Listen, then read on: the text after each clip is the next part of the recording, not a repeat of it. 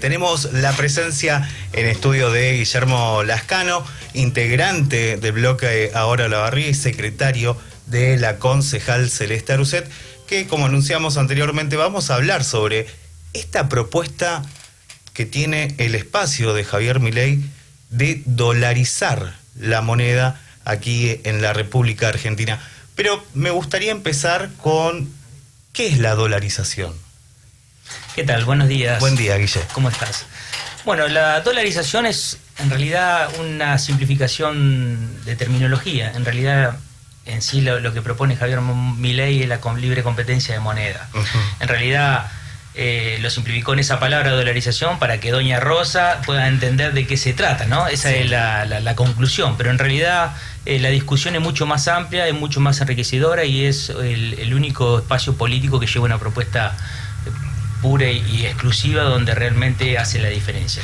La dolarización es lo más importante, es tener una moneda que cumpla las tres funciones básicas, que sirva de reserva de valor, que sirva para transaccionar y que sirva obviamente como referencia. En este caso el peso argentino lamentablemente, desafortunadamente perdió esas tres características, la única que conserva es la de transaccionar, digamos. Sí. Y bueno, y es por eso que los argentinos cada vez no la quieren, ¿no? No, obviamente no, aparte también el contexto inflacionario que estamos sufriendo los argentinos desde hace mucho tiempo, nadie pudo contra la inflación. Hay pseudo, propuestas, porque lo hemos escuchado de distintos partidos. Algunos proponen no pagar al Fondo Monetario Internacional, que es la propuesta de la izquierda. Otros proponen, por ejemplo, ayer me llamó un poco la atención Larreta, que como que toma un concepto que toma Milei de sacarle el poder de emisión al Banco Central, ¿no? Porque mientras el Banco Central más emite moneda, más inflación genera en la República Argentina. ¿Es así o estoy equivocado? No, exactamente, es un efecto monetario, 100% monetario, no es multicausal y es producto de la emisión. Es decir, el dinero es un bien más que obviamente se creó con la finalidad de favorecer las transacciones. Es decir, antes existía el trueque y obviamente había mucha dificultad en querer intercambiar los productos. Es decir, tenía que buscar un producto que la otra persona realmente lo quiera, lo necesita. Entonces, para simplificar eso, se creó el dinero. Y cuando los políticos se dieron cuenta que eso era un bien más, obviamente lo empezaron a, como dice Javier, a falsificar de cierta forma, elegantemente, es decir, a emitir de tal manera que quede un papel pintado. Entonces, sí, el resto de los espacios políticos están tendiendo hacia la idea de, obviamente, restringir el gasto, de no emitir más, tanto Patricia Bullrich como Larreta, es decir, están más inclinándose hacia la propuesta de Javier Milei que hacia lo que realmente ellos pregonaron. Claro, es como que hay un cambio ahí, como que hubo un cambio de época, parece. Pero en cuestión de horas, uno que siempre escucha a todos los referentes en política, porque los tenemos que escuchar a todos para ir analizando y para ir viendo cuál es la propuesta que tienen. Y en realidad hay muchos que dicen, sí, tenemos una propuesta, pero no te la cuentan. Exactamente, Frente de Todo no tiene propuesta, quedó evidenciado, Cristina no tiene un plan, no tiene un programa, Massa tampoco. Junto por el Cambio tampoco lo tiene, porque realmente no saben hacia dónde ir. Ahora obviamente están hablando sobre la no emisión y todo lo demás, y el único que lleva una propuesta clara es Javier Milei, y que obviamente la sociedad entendió cuál es la finalidad. Sabemos que la dolarización en la República Argentina, si hacemos un poquito de historia, sabemos que venció lo que era la inflación que venía sufriendo lo que fue el gobierno de Raúl Alfonsín. No nos olvidemos que Raúl Alfonsín gobernó nuevamente venciendo al peronismo y también sufriendo todo lo que fue el peso todavía de los militares que quedaban. Una Argentina totalmente destruida en los mercados, con una inflación altísima, pero el contexto actualmente es completamente distinto al de los 90. ¿Por qué la Argentina debería dolarizar? Debería dolarizar porque es hoy la inflación, el nivel de pobreza, digamos, y el nivel de de desesperación que tiene la gente llegó a un nivel de hartazgo bastante importante. Y creo que todos, cuando haces una encuesta, cuando haces una opinión, la gente lo que más le preocupa es no llegar a fin de mes. Entonces, obviamente, eso es producto de la inflación, es producto de la emisión, y hay que cortarlo de cuajo, digamos. Y una forma de cortarlo de cuajo es tener una moneda que realmente esté lejos del alcance de los políticos, que la utilicen para agrandar el Estado, para generar gastos superfluos, y no estamos hablando, digamos, de ese gasto necesario para, obviamente, mejorar la productividad, mejorar la infraestructura, mejorar las condiciones, digamos, competitivas del país. Entonces, bueno, eso lo entendió la gente. Creo que es una batalla cultural que de cierta forma dio Milei y logró instalar, digamos, en toda la sociedad. Digamos que si se aplicaría la dolarización, puede haber ventajas.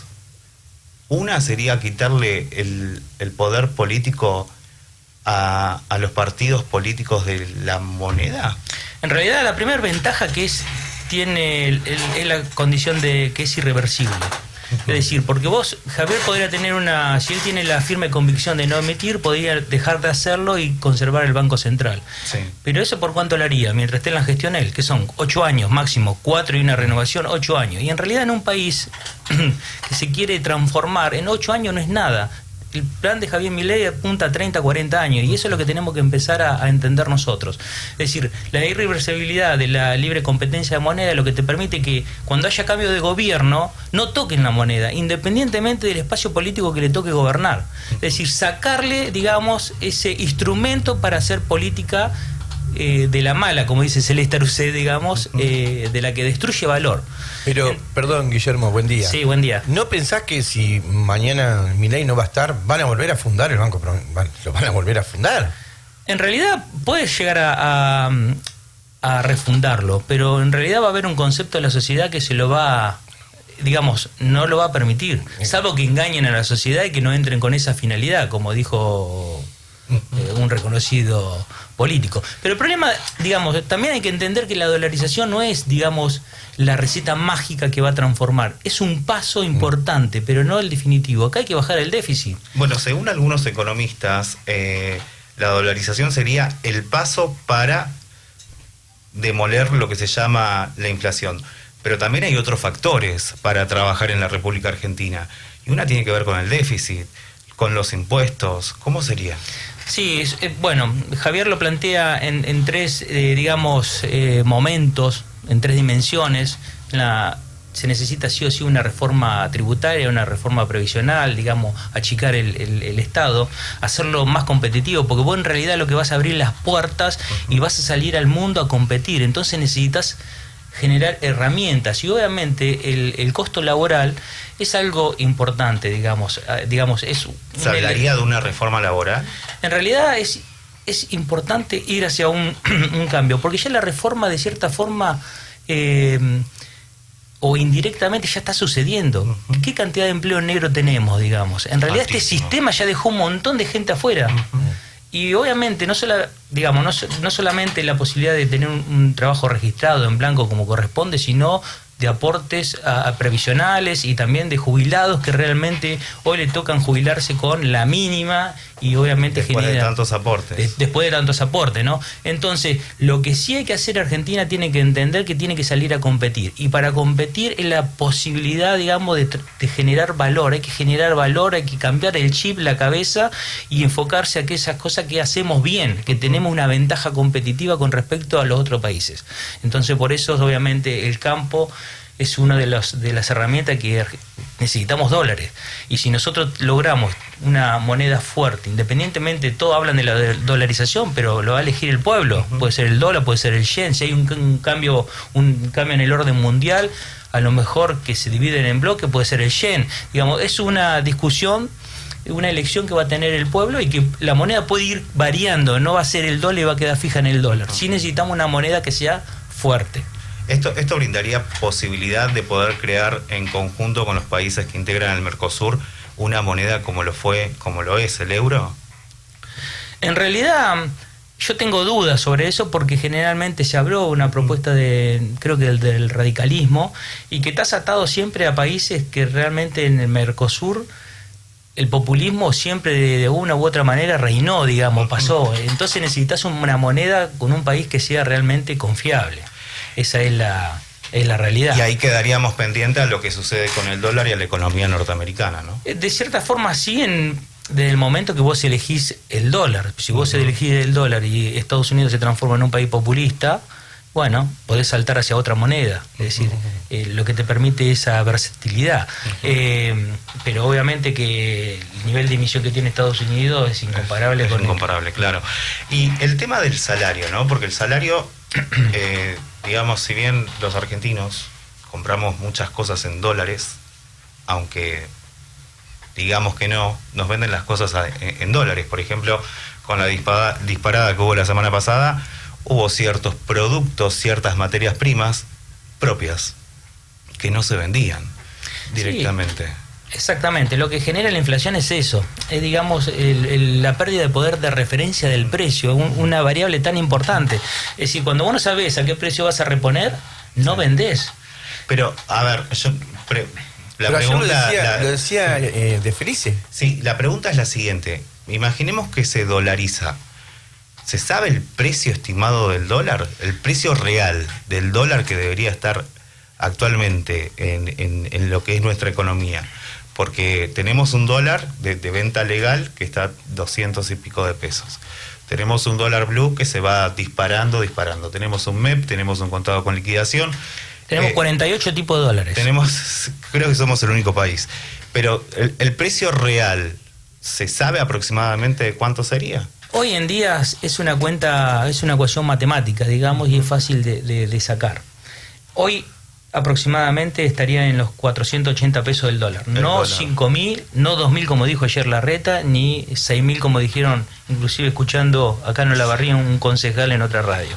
Y es fácil de sacarlo, porque en realidad cuando habla Javier Milei de liquidar el Banco Central, para hacer una liquidación, vos necesitas el pasivo cancelarlo con el activo. El pasivo, ¿cómo está conformado? Por una base monetaria, por las LELIQ y los pases, entre otras cosas. Sí. Todo eso hace aproximadamente 13,3 billones de pesos, sí, ¿no? El activo, ¿cómo está conformado? Las reservas, que son la reserva general, que son de 30.000 millones, pero cuando vos vas a la líquida, sí, porque están los Schwab y todo lo demás, sí, te quedan 2.200 millones de dólares, y después tenés un instrumento, digamos, que son los bonos, que nadie lo cuenta, que es, digamos, lo que realmente también tiene valor. Hoy en día el Banco Central tiene bonos de Argentina por 70.000 millones aproximadamente de dólares. Que eso un bono tiene un valor nominal y un valor de mercado. Es decir, esto es un poco más técnico, digamos, sí, y por ahí aburre, pero en realidad el bono es un papelito. Imagínate un papelito donde dice $100 que te van a pagar a X cantidad de tiempo. Y cuando uno necesita ese dinero, lo comercializa en un mercado secundario, que es el mercado el mercado de valores. Entonces, hoy en día, ese bono no vale $100, ¿no?, por cada papel, sino que vale aproximadamente $35. Y tiene un valor de mercado. Si esos $70.000, que es al 35%, ahí obtendrías los 25.000. Es decir que $27.200 dividido los 13,3 billones de pesos te da que el dólar tiene que estar a 480 el precio, digamos. Por ejemplo, perdón, sí, acá te interrumpo. Estos son valores que van cambiando. ¿Por qué? Porque a medida que es la inflación, mayor es la emisión, cuando mayor es la emisión te cambia la base monetaria. Si después tenés una intervención del Estado como tuvo la semana pasada, baja la paridad del bono, castigás el bono, entonces cada vez vas cambiando las variables. No es algo fijo. No es algo fijo. Exactamente, no es algo fijo. Bien, por ejemplo, si se lleva a cabo la dolarización, ¿cómo hacemos los argentinos para adquirir estos dólares, ¿no? Para cambiar los pesos que tenemos. Seguramente se manda una citación en un comunicado público tienen hasta tal fecha para cambiar los pesos. Que en algún momento también se hizo cuando estaban en el tema de los patacones, los billetes de 2 pesos, los billetes de 5 pesos que salieron de circulación. ¿Dónde tendríamos que ir? ¿Al banco privado, al banco público o al banco central? En realidad lo que depende, ahí viene cómo se va a aplicar el instrumento, que todavía no hay mucho detalle. Vos tenés el caso, hay distintos casos a nivel mundial, pero no es que vos necesites todos los dólares en forma al otro día. Vos lo podés dar un plazo determinado, un año. Vos dolarizás o bancarizás el sistema, o dolarizás el sistema bancario y permitís la gente, eso es un método, digamos, va a poder comercializar con los pesos, pero a la hora de depositar en el banco sí o sí tiene que depositar dólares. Entonces obviamente vos podés ir a comprar la leche, el pan y demás con los pesos hasta un determinado tiempo que se dolariza 100%, ¿no? Eso es una forma. Y la otra es obviamente conseguir los dólares, la cantidad física de dólares, y cambiar automáticamente los pesos por los dólares, y bueno, y ese es el... Guillermo, hay dos ejemplos de dolarización. Uno es Panamá, que justamente logró bajar su inflación, y el otro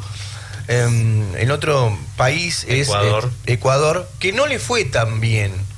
¿Cómo crees que nos puede, o qué crees vos si se dolariza que le pase a la Argentina? No, obviamente, digamos, el no le fue tan bien de Ecuador significaría un 9 en Argentina en estas condiciones, digamos, si lo tengo que calificar, porque en realidad el salario real del trabajador ecuatoriano creció muchísimo.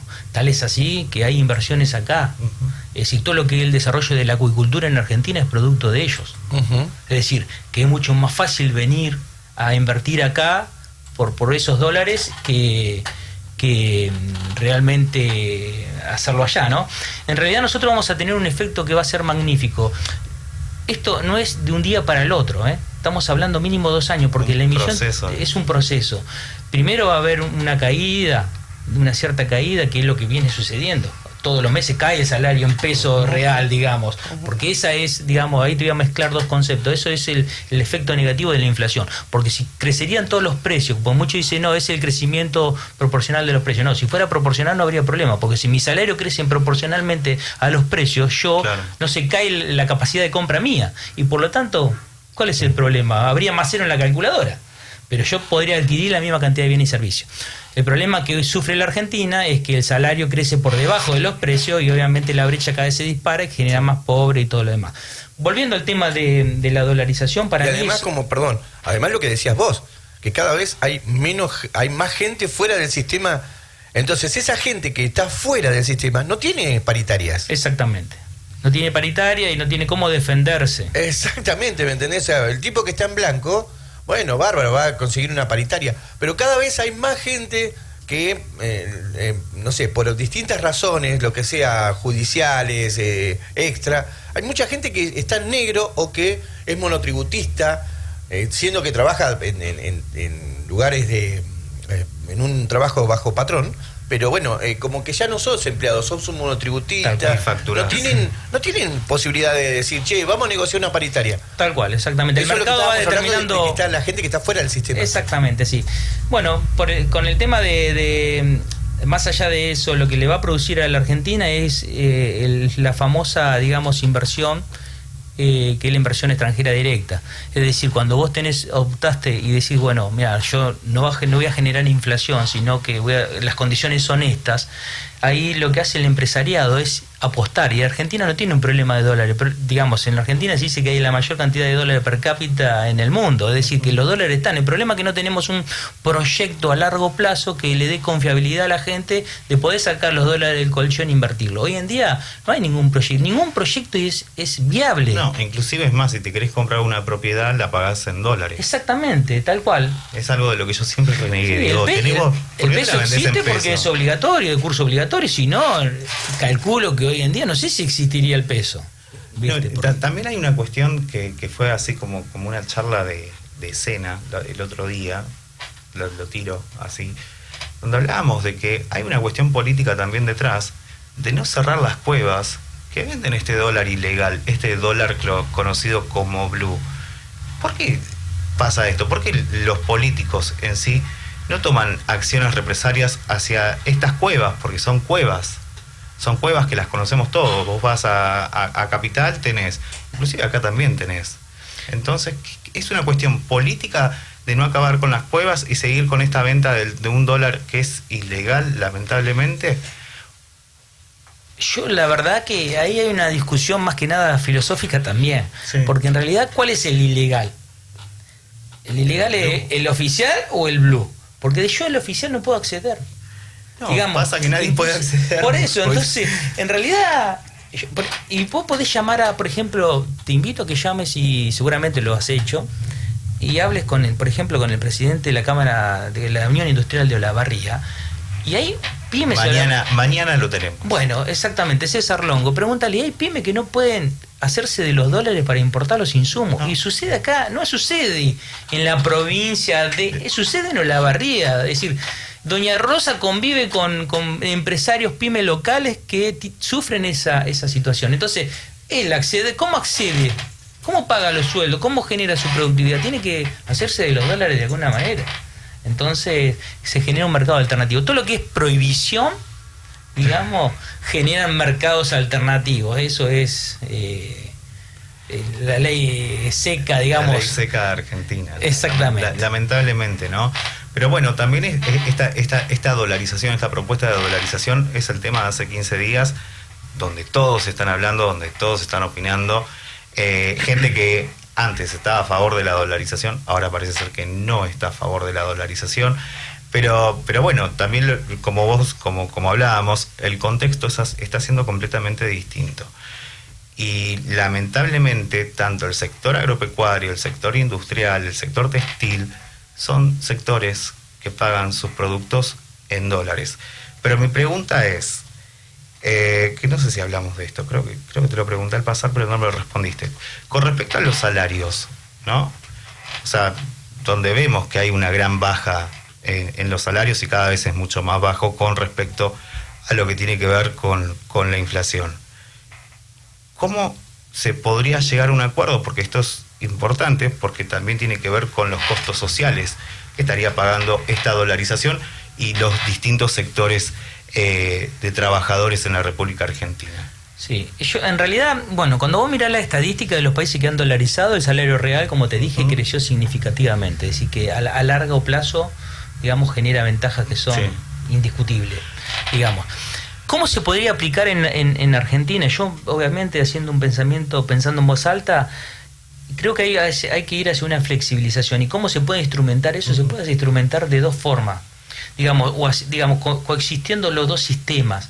Es de ejemplo, yo me imagino, ¿por qué no se podría desarrollar un parque industrial o los parques industriales donde generalmente ahí se instalen las empresas que exportan sus productos, ¿no? Y tengan un sistema de flexibilización de la mano de obra? Es decir, que quien vaya a trabajar ahí va a ir con determinadas condiciones y lo sabe previamente, y si acepta, es un libre acuerdo entre las partes, entre el sector privado y el trabajador, y vamos a ver cómo compite con el tradicional. No vaya a ser cosa que ahí se pague un salario mucho más alto. Obviamente los riesgos son mayores, porque obviamente cuando esas empresas no puedan, digamos, exportar sus productos, van a tener que hacer una reducción de personal, digamos, pero no vaya a ser cosa que realmente la flexibilización hacia adelante, digamos, en un determinado, como crear una zona franca, digamos, de empresas que permitan que vayan hacia afuera, y que coexistan los dos sistemas hasta que probemos a ver cómo nos va con uno y con otro en forma paralela, y veamos cuál es la mejor alternativa. Hoy es un tema tener empleados. Hoy es un tema, la industria del juicio... Perdón, ¿vos estuviste alguna vez en el sector privado con alguna distribución? Y vos sabés lo que es tener gente a cargo, que no se te genere un conflicto, porque a veces muchas pymes se terminan fundiendo pagando juicios. Exactamente, sí, yo obviamente tuve empresas, tuve emprendimientos privados, trabajé para multinacionales, 2.000, 3.000 empleados, sé lo que significa, sé el riesgo, sé la complicidad que hay, digamos, y la complejidad que hay, digamos.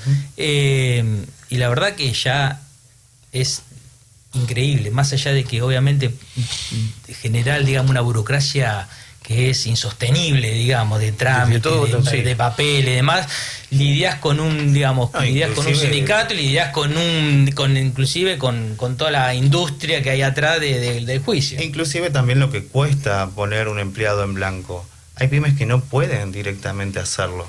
Entonces también tenemos toda una cuestión de trabas.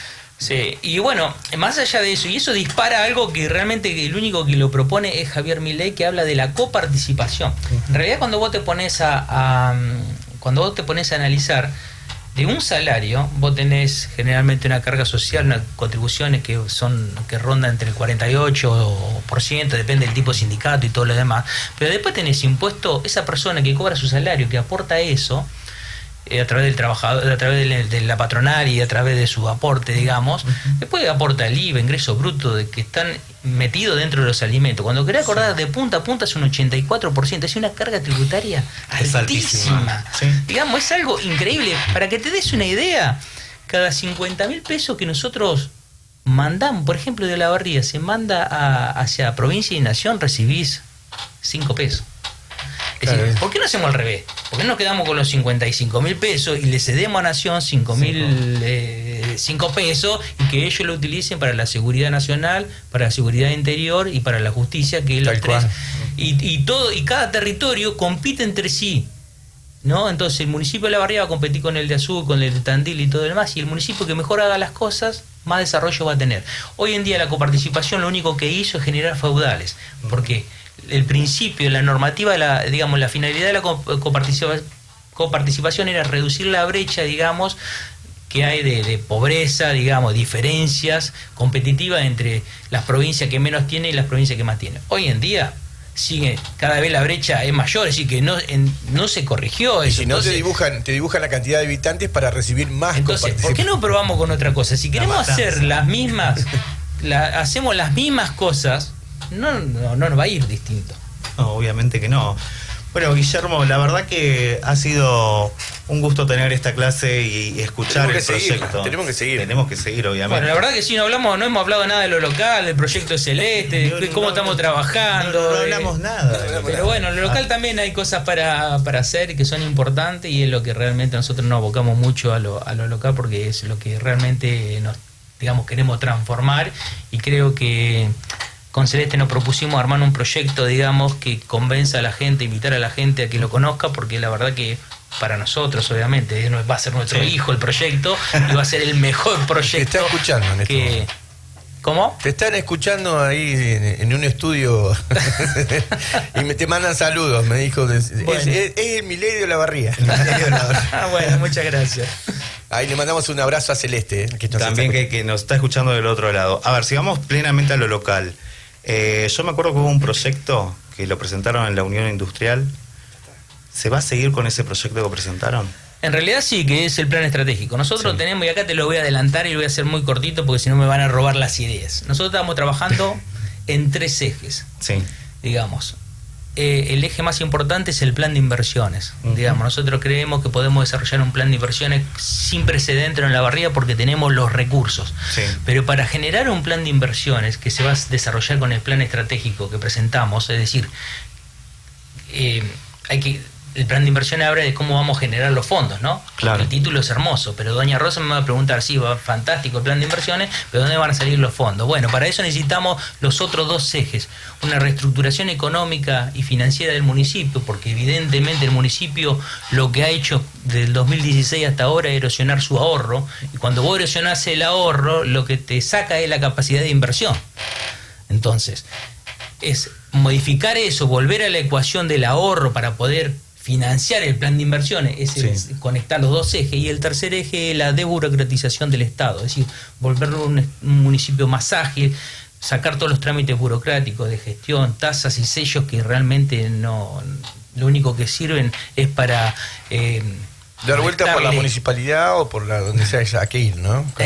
Uno termina dando vueltas cuando tenés que ir a hacer un trámite, das vuelta por no todas sabés por dónde entras, si por San Martín, por Belgrano, es algo increíble, es una Guillermo, te agradecemos porque nos hemos extendido muchísimo con la nota y nos gusta que la gente realmente te vamos a volver a convocar para seguir con estas charlas, con estas cosas, porque realmente son muy importantes.